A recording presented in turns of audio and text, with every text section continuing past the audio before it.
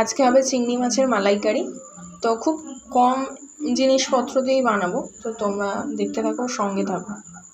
এটা হচ্ছে চিংড়ি মাছ, আর এখানে একটু টমেটো পেস্ট আর পেঁয়াজ পেস্ট আর একটু আদা পেস্ট করা আছে। প্রথমে আমরা চিংড়ি মাছটা ভেজে নেব।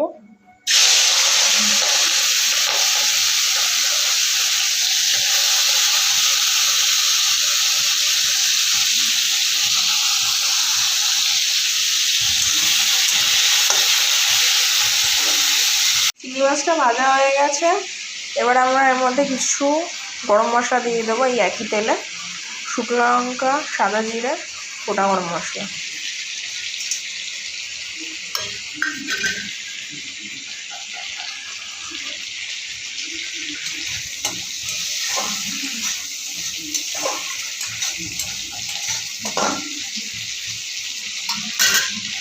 এবার আমরা পেঁয়াজ, টমেটো আর আদার যে পেস্ট আছে ওটা দিয়ে দেবো।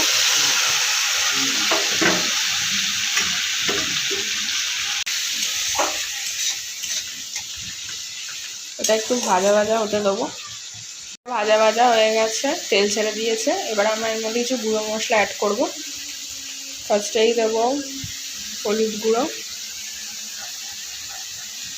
1 চামচ লঙ্কার গুঁড়ো, 1 চামচ জিরে গুঁড়ো।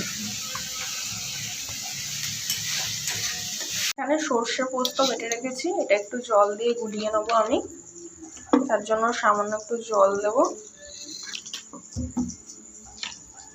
সর্ষে পোস্ত বাটাটা একটু মাস্ট, কারণ এটা ছাড়া তো হয় না মালাইকারি। এটা এই মশলাটার মধ্যে সর্ষে পোস্ত বাটাটা দিয়ে দেবো আমি।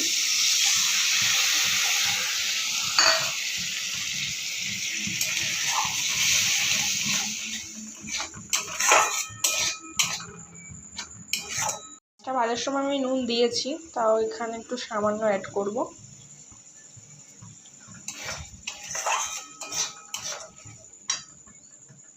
এটা ভাজার সময় আমি নুন দিয়েছি, তাও এখানে একটু সামান্য অ্যাড করব।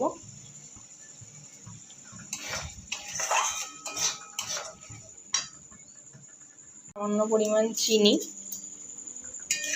কালারটা দেখে খুব সুন্দর এসছে।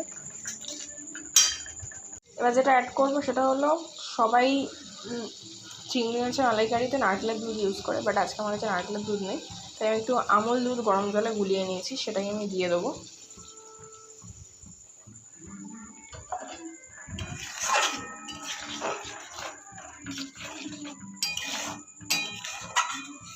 ঝোলটা ফুটে এসছে, এবার আমরা এর মধ্যে ভাজা চিংড়ি মাছটা দিয়ে দেবো, দিয়ে একটু ফুটতে দেবো।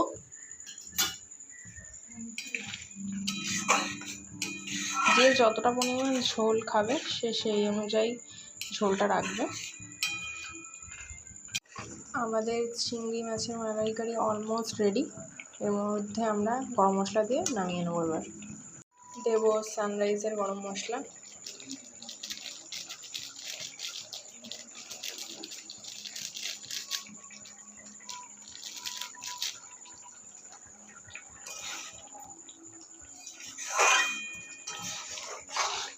আমাদের চিংড়ি মাছের মালাইকারি রেডি।